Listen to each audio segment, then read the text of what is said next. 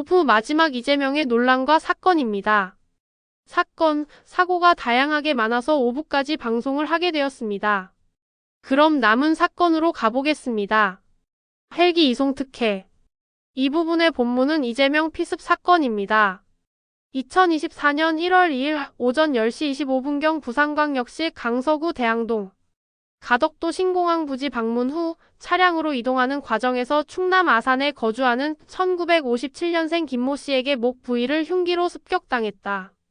오전 10시 47분에 도착한 구급차에 실려간 뒤 헬기로 오전 11시 13분에 부산대학교 병원 권역 외상센터로 이송됐다. 외상 담당 의료진으로부터 응급검사와 응급처치를 받았고 오후 일시께 헬기편으로 서울대학교 병원으로 이송됐다. 서울대병원 의료진은 2일 오후 4시 20분께부터 1시간 40분간 이재명 수술을 진행했으며 혈관 재건수를 시행했다. 집도의인 민승기 서울대병원 이식혈관외과 교수에 따르면 이재명의 상처는 흉쇄유 돌근 위 1.4cm의 자상이라고 밝혔다. 민 교수는 근육을 뚫고 그 아래 있는 내경정맥 60 정도가 예리하게 잘려 있었고 핏덩이가 고여 있었다. 다행히 경동맥이나 주위 내신경식도기도 손상은 관찰되지 않았다. 고했다. 1월 4일 부산시의사회는 이재명 대표가 부산대학교 병원에서 서울대학교 병원으로 전원한 것을 두고 지역 의료계를 무시하고 의료전 달체계를 짓밟은 행위라고 규탄하는 성명을 발표했으며 서울시의사회 광주시의사회도 이를 특권이라고 비판하는 성명을 발표했다.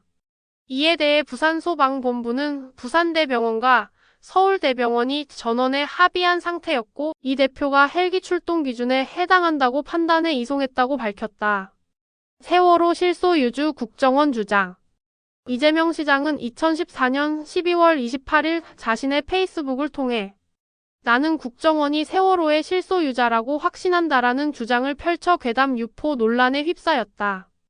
이 시장은 이 주장의 근거로 먼저 선박 화장실 휴지에 직원 휴가까지 지적하는 것은 국정원이 소유자가 아니면 이해할 수 없으며 두 번째는 세월호 사고 당시 해군과 해경 같은 국가기관이나 소유회사가 아닌 국정원에게 보고했다는 점을 세 번째는 선박 투자 경력이 있는 양우공제회를 이유로 들었다. 이재명 시장은 국정원 기조실장이 이사장을 맡고 국정원 현직 직원들이 운영하는 근거도 없는 투자기관으로 모든 운영사항이 비밀로 취급된다고 양우공제회에 대해 설명했다. 해당 의혹과 비슷하게 그해 7월 세월호 참사 가족대책위가 세월호에서 발견된 업무용 노트북에서 국정원이 세월호 관리에 깊이 개입한 것으로 보인다는 주장을 내놓았으나 10월 6일 검찰은 국정원은 국정원법, 보안업무 규정 등 관련 법령에 근거해 보안 업무를 수행했을 뿐이라며 이 의혹을 반박했다. 한편 시민단체 정의로운 시민행동은 이 시장이 세월호 참사와 관련 SNS를 통해 입증되지 않은 허위사실을 날조 및 유포한 혐의가 분명하다며 서울중앙지검에 고발장을 제출했으며 이 시장은 하태경 의원과 SNS를 통해 설전을 벌이기도 했다. 19대 대선 수개표 요구. 19대 대선을 앞두고 이재명 시장은 2012년 대선을 부정선거라 주장하며 투표소를 수개표할 것을 요구했다. 그는 자신의 SNS를 통해 지난 대선은 3.15 부정선거를 능가하는 부정선거였다. 국가기관의 대대적 선거 개입에 개표 부정까지 많은 국민이 전산개표 부정 의심을 하고 있고 그 의심을 정당화할 근거들이 드러나고 있으니 투표소 수개표로 개표 부정을 원천 차단해야 한다고 의혹을 제기하였다. 이에 중앙선관위는 보도자료를 통해 개표 부정은 결단코 없었고 있을 수도 없었다며 객관적 근거 없이 일부 주장만 듣고 개표 부정 의혹을 제기해 선거 공정성에 대한 국민 신뢰를 저해하는 행위는 강력히 대응하겠다. 제18대 대선 개표는 법 규정에 따라 투명하고 공정하게 진행해 어떤 부정도 없었으며 개표 현장을 참관인과 언론에 공표하고 개표 의혹 투표 이미지 파일 공개 등을 통해 개표 과정에 문제가 없음을 입증했다고 밝혔다. 그러나 문재인 대통령이 제19대 대통령에 당선된 시점에서 18대 대선이 부정개표였다는 조사 결과는 나오지 않고 있으며 이재명은 아직 자신의 의혹 제기에 대해 별다른 의견을 내놓지 않고 있다. 경기도지사 당선 인터뷰 태도. 경기도지사 당선 확정 직후 후 이재명은 JTBC와의 인터뷰에서 저에게 부여된 역할, 또 제가 도지사로서 책임져야 될 부분들에 대해서 확고하게 책임지도록 노력하겠다라는 자신의 당선 소감에 대해 앵커가 교묘하게 말을 살짝 바꿔서 김부선 스캔들 의혹 질문 후에 책임질 부분이 있다면 책임을 지겠다는데 구체적으로 어떤 뜻에서 하신 얘기냐라며 왜곡된 질문을 하자 나는 책임질 부분이 있으면 이라고 가정해서 말한 적 없다. 본인이 그렇게 생각하고 있는 것 아니냐라며 신경전을 벌였다. 이후 이재명은 대변인에게 이 인터뷰하고 더 받지 말라. 엉뚱한 이야기를 자꾸 해대니 인터뷰를 여기까지만 하고 죄다 취소하라. 이것도 인터뷰하다가 딴 얘기 나오면 그냥 끊어버릴 거다. 예의가 없다라며 격앙된 반응을 보였다. 이후 MBC와의 인터뷰가 진행되었으나 선거 막판에 여러 가지 어려움을 겪으셨다. 앞으로 도지사가 되시면 이라는 말이 나오자 즉각 이어폰을 빼고 인터뷰를 종료했다. 생방송 도중 일방적으로 인터뷰를 거부한 것은 공인으로서 언론의 마땅한 역할을 이해하지 못한 처사라는 비판이 잇따랐다. 커피 원가 120원 발언 논란. 2025년 5월 16일 전북 군산 유세 도중 커피 원가가 120원이라고 발언하여 논란이 되었다. 그러나 이 발언은 2019년 경기도지사 재임 당시 계곡 불법 영업을 정리하는 과정에서 당시 커피 원가로 적용하여 한 말이었다. 국민의힘은 이 후보의 발언을 일제히 비판했다. 김문수 대선 후보는 이날 SNS에 자영업자들을 마치 폭리를 취하는 악덕 사업자로 보면서 민생 경제를 살린다는 것은 어불성설이라며 이 후보는 즉각 사과부터 하라고 했다. 김용태 비상대책위원장도 커피 믹스 한 봉지도 120원이 넘는 시대인데 인건비, 임대료, 카드 수수료에 시달리며 하루 12시간씩 서서 일하는 사람들을 폭리 취하는 장사꾼처럼 몰아갔다며 이 후보의 발언에 커피로 생계를 이어가는 수많은 자영업자가 가슴을 쳤다고 썼다. 한동훈 전 대표도 페이스북에 자영업자 표적으로 포퓰리즘 공격하는 걸 보니 이제 곧 이재명 민주당은 커피 특검하고 자영업자 줄탄핵하겠다고 했다. 개혁신당 이준석 대선 후보는 이날 어렵게 하루하루 생업을 유지하시는 자영업자들 눈에 피눈물 나게 하는 발언을 그렇게 아무렇지도 않게 쉽게 하면 안 된다며 이재명이 집권한다면 만들어질 세상은 그렇게 무서운 곡학아세의 세상이라고 지적했다. 우리 북한 김정일 김일성의 노력 발언 논란. 2024년 1월 19일 서울 여의도 국회에서 열린 최고위원회의에서 김정은의 선대들 우리 북한의 김정일 김일성 주석의 노력들이 훼손되지 않도록 애써야 할 것이라고 발언하여 논란이 됐다. 국민의힘 홍석준 의원은 자신의 페이스북에 이 대표의 이 발언을 보도한 기사를 공유하면서 우리 북한은 단순한 말실수일까라며 김일성 김정일의 노력을 폄훼하면 안 된다라는 것을 보면 실수가 아닌 것 같다고 썼다. 이어 김일성, 김정일이 한반도 평화에 무슨 노력을 했나라며 북한에는 하염없이 저자세로 일관하는 것은 민주당의 뿌리 깊은 대북 DNA인 것 같다고 했다. 하태경 의원도 김일성, 김정일이 평화의 사도가 아니라 한반도 평화의 최대 위협이었다는 건 초등학생도 다 아는 상식이라며 이 대표는 어느 별에서 왔나라고 했다. 국민의힘 김혜령 대변인은 우리 국민에게 위해를 가해온 북한의 독재자들을 우리 김일성, 우리 김정일이라고 부르는 것에 가슴이 떨린다며 이 대표는 누가 우리의 주적인지 제대로 피하식별하시길 바란다고 했다. 호텔 경제학.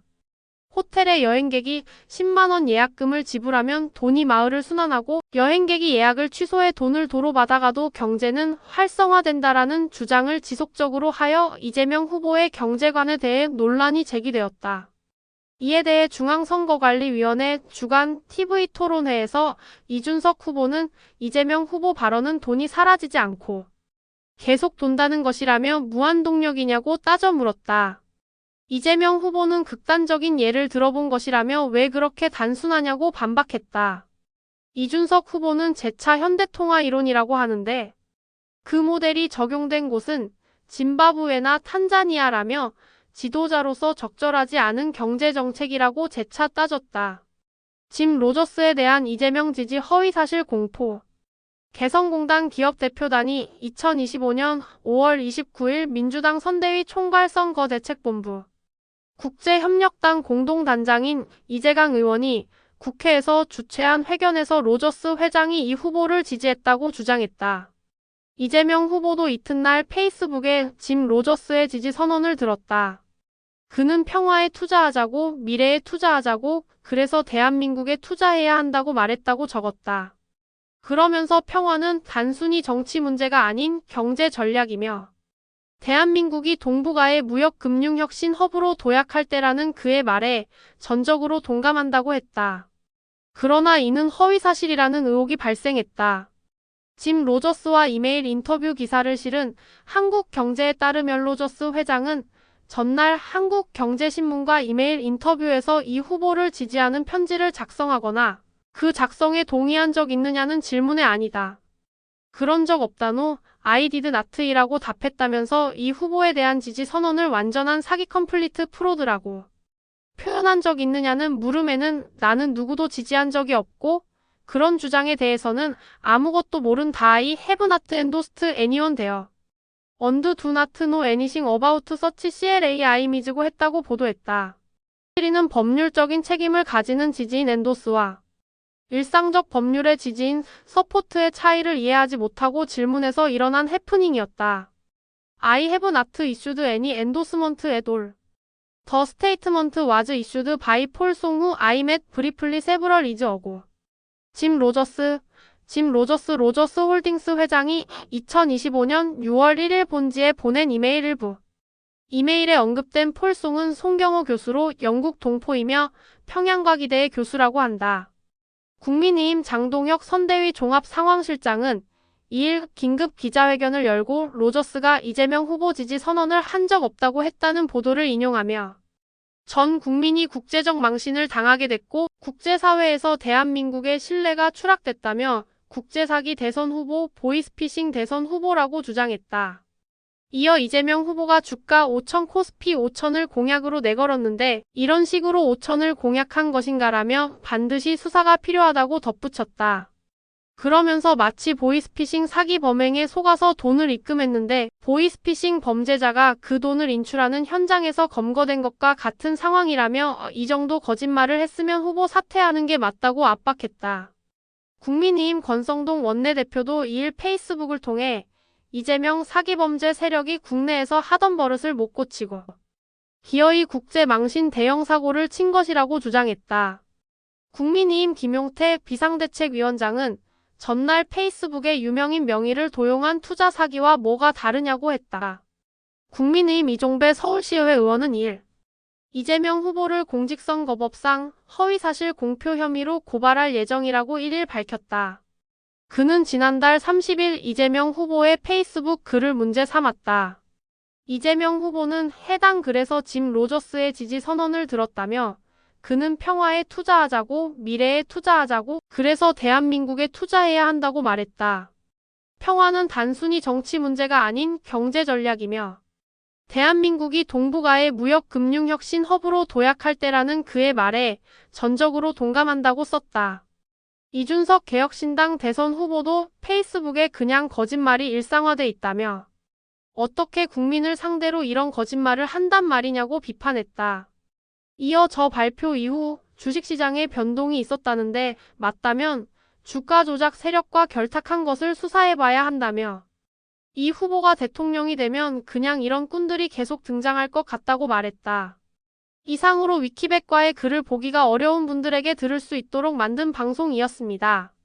다음 궁금하시고 듣고 싶으신 사람이 있다면 댓글로 남겨주시면 찾아서 방송하도록 하겠습니다. 구독과 좋아요로 응원해주시면 감사드립니다.